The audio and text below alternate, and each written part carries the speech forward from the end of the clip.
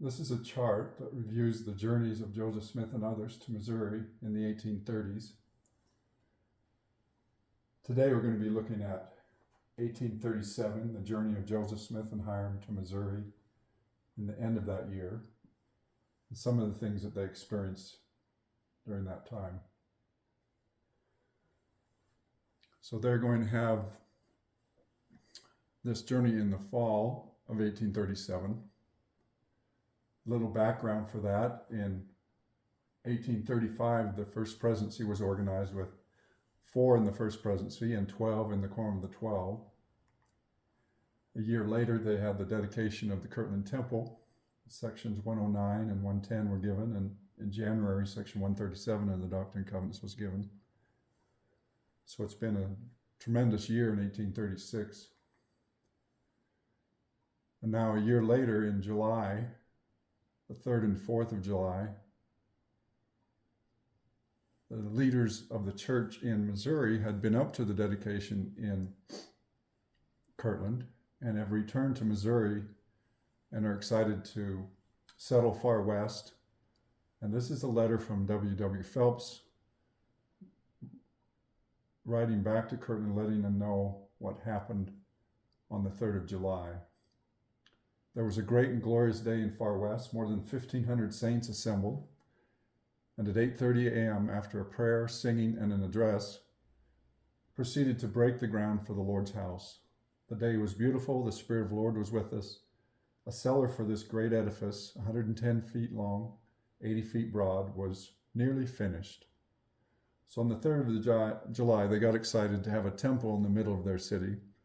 Although this hadn't been formally announced, they were thrilled with their experience in 1836 in Kirtland and knew that a temple would be announced at some day in far west. On Tuesday, the 4th of July, we had a large meeting and several of the Missourians were baptized, wrote Brother Phelps. Our meetings held in the open prairie were larger than they were in Kirtland when I was there. We have more or less to bless, confirm, and baptize every Sabbath. So the saints have moved from Clay County up to Caldwell County and are settling in and around far west and excited to build a new community and have a temple. So they have the foundation. Back in Kirtland, in September of 1837, there are now 7 in the First Presidency and 9 in the Quorum of the 12. So Joseph Smith has called his father, Joseph Sr., and uncle, John Smith, Hyrum Smith, Frederick G. William, Sidney, and Oliver are all in the First Presidency for a period of time. That fall, on Sunday, September 17th, in the Kirtland Temple, the elders present who were in a situation to travel were called upon to number themselves. 109 elders went forth to go on missions. They were divided into 8 companies and assigned to go different directions in the United States. And numbers 40 through 52 right here were asked to go southwest to Missouri, and Joseph and his brothers Hyrum and William were in that group. And that's the one we're going to follow, but these other groups were assigned to go different places so that there were over 100 going on missions in the fall of 1837. The family situation for Joseph and Emma, both in their 30s when he left. Their oldest son had died in 1828, Alvin, when he was born. The twins had died in 1831 when they were born, and they had adopted Joseph and Julia, but Joseph had died in 1832. So their 3 living children are in red. Julie is 6, adopted. Joseph III is 5 years old, and Frederick is 1 year old when Joseph leaves on a mission in 1837. Emma's living in the nice little home just north of the Kirtland Temple that has been open as a visitor center the last few years. Hyrum is also leaving on a mission. He is 37 and his wife Jerusha is 32. They have a 10-year-old, Lavina. Mary, who died in 1832, is not there. John is 5. Hyrum, spelled different than his father, is 3. Jerusha is 2. And Sarah is going to be born soon. As you can see, she was born October 2nd and died October 13th. On Wednesday, the 27th, they left Kirtland. The group numbered 40 to 42 went southwest to Missouri, 13 of them, to establish places of gathering for the saints. Joseph and William and Sidney and Vincent and others were going. It looks like Hyrum went on a steamboat and got there faster from a letter we'll see soon. So this letter is showing the day they left and some things they transacted, some business they transacted before they left. This is given power of attorney to Oliver Granger on that day to handle their affairs while they're gone and to deal with the money and debts and collecting those debts that Joseph and Sidney are putting him in charge of. And so as they say goodbye, they leave someone to take care of that.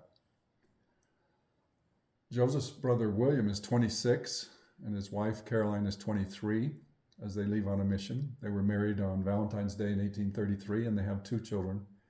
Mary is 2 and Caroline is 1. And he will go to with Joseph to Missouri. Don Carlos is 21 and his wife Agnes is 27. They were married a couple years before and they have a 1-year-old baby girl named Agnes. And Joseph and Hyrum asked Don Carlos if they'd help take care of the family while they were gone, especially Jerusha, who was about to have a baby. Samuel is also staying in Kirtland. He's 27 and his wife Mary is 27.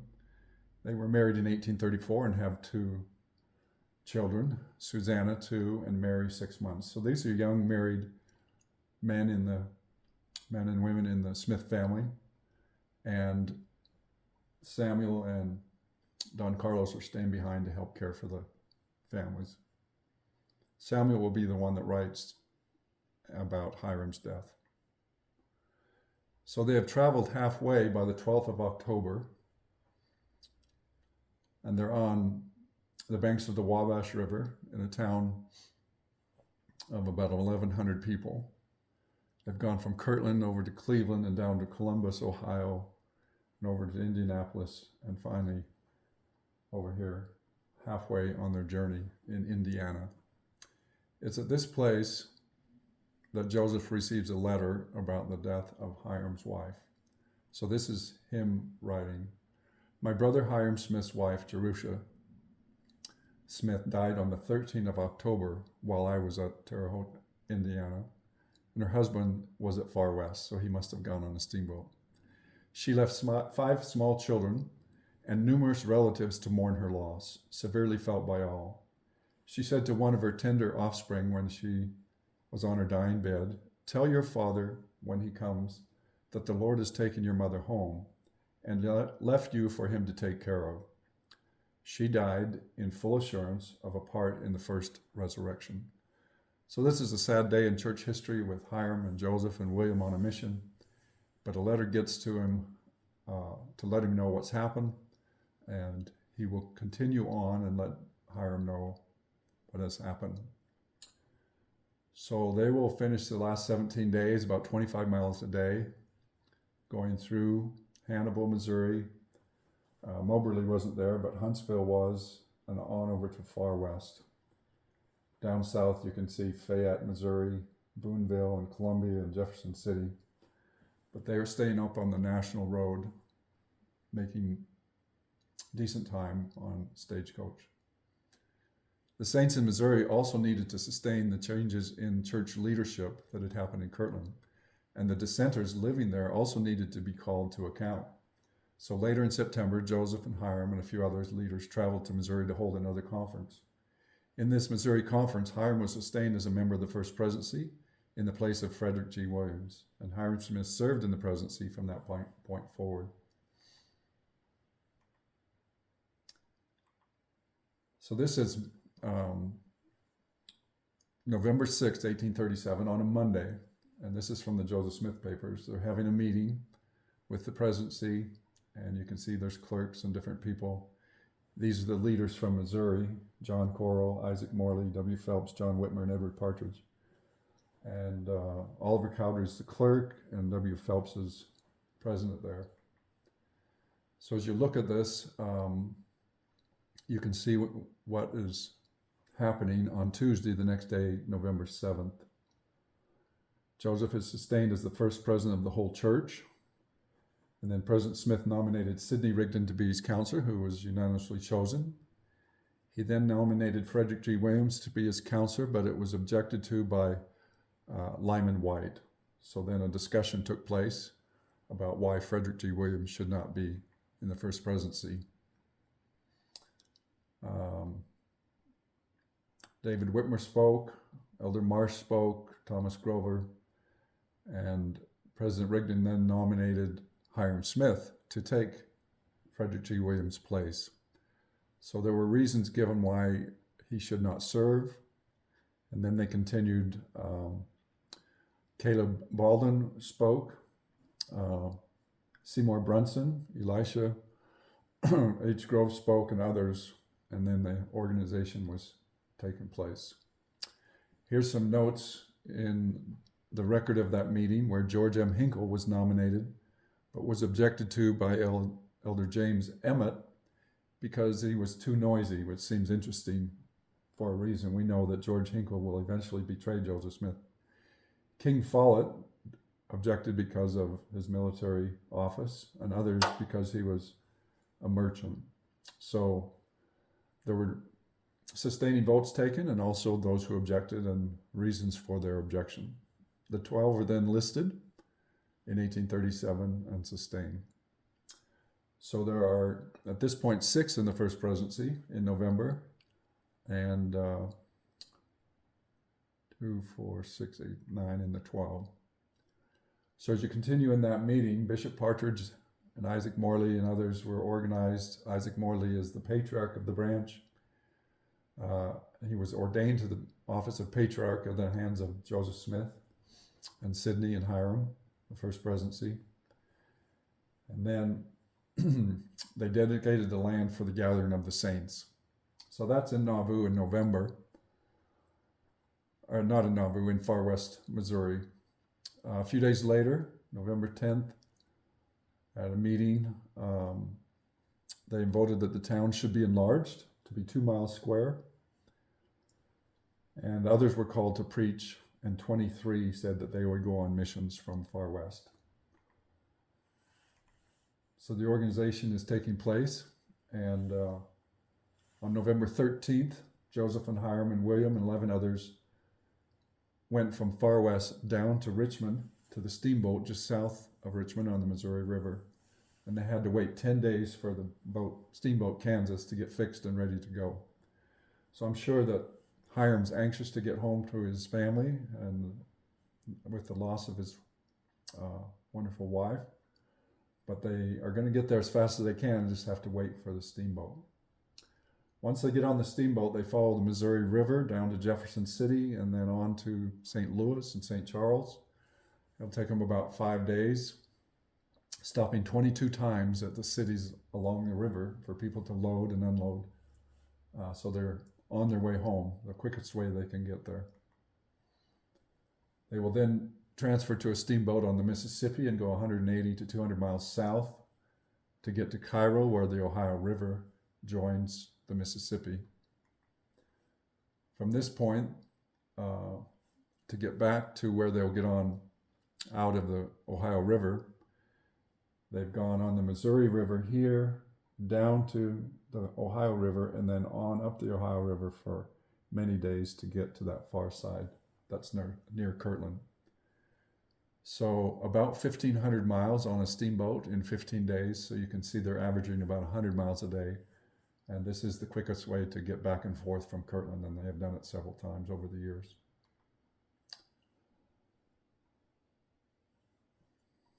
So from the 23rd, when they left and then waited 10 days, to December 10th, when they arrived, they've gone about 1,600 miles, mostly on steamboats. And then from Wellsville to Kirtland is 110 miles with the stage. So they are home to get ready for Christmas and what they do. The last leg of the journey is from Wellsville on the Ohio River up to Kirtland, about 110 miles, so a couple days. While he and Joseph were in Missouri, Hyrum's wife, Jerusha Smith, became ill and died during childbirth. Hyram's brother Don Carlos and Samuel wrote him a heart-wrenching letter declaring that despite, quote, all our diligence of care and our prayers, she did not prevail. And Jerusha has gone from a world of trouble and affliction and toil to rest until the morning of the resurrection. Of course, they would care for his children until his return. Now that Hyrum was in the first presidency, Joseph needed him more than ever. And bereaved Hyrum did not know how to take care of his family, let alone how to help Joseph lead the church. According to family tradition, Joseph said to Hyrum, "Take Mary Fielding as your wife." And once she agreed, he did. The apostates were angry and coming after Joseph, and the bank had failed. The economy was in a crisis in the United States. Emotions ran high and many lives were threatened, none more than Brigham Young. During an entire year of boldly defending Joseph, Brigham had angered many people and feared for his life. Though his ailing wife Mary Ann was about to give birth to twins, he fled to Missouri on December 22nd, 1837, and had to be gone for Christmas because of his threats to his life, leaving his wife and family to follow later. When they did, the Youngs settled not in Far West with the largest body of the saints, but on a quiet farm some miles away. This was because Joseph counseled Brigham to settle his family there so he could nurse his wife back to good health. This counsel was ratified by revelation on April 17, 1838. So it was that when the crisis came in late 1838, Brigham Young was not among those arrested, and he was able to step forward and lead when Joseph and other leaders were imprisoned in Liberty Jail. Hyrum and Mary Fielding got married on Christmas Eve, December 24th, 1837. Now, Mary Fielding, the stepmother of Lavina, John, Hyrum, Jerusha, and Sarah, who was born October 2nd, with her mom dying 11 days later. So there's 5 children with a new baby under 10 that she will help Hyrum care for as they proceed forward. A year later, little did they know that Hyrum would be in jail, in Liberty Jail on December 24th, and that Joseph Fielding Smith was born while Hyrum was in jail in Richmond, and then later transferred to Liberty on December 1st. So on the first anniversary of their wedding, a year before, they have a new baby that has joined their family, but Mary is still recovering and won't come to see Hyrum till later and bring the baby with her to see Joseph in Liberty Jail. So as you look at this trip to Missouri and then back again, it's been a very difficult time for Joseph and Hyrum and others. But this is the setting for their journey in 1838 to move to Missouri with many of the saints. So for this focus, we've been on 1837. After they got back to Kirtland, there were problems, and within a few weeks, it was time for Joseph to go with his wife Emma to Far West and move to Missouri. And so that will be our next topic, and just an interesting time in 1837 as Joseph and Hyrum go to Missouri and back, and Hyrum loses his wife and then marries again.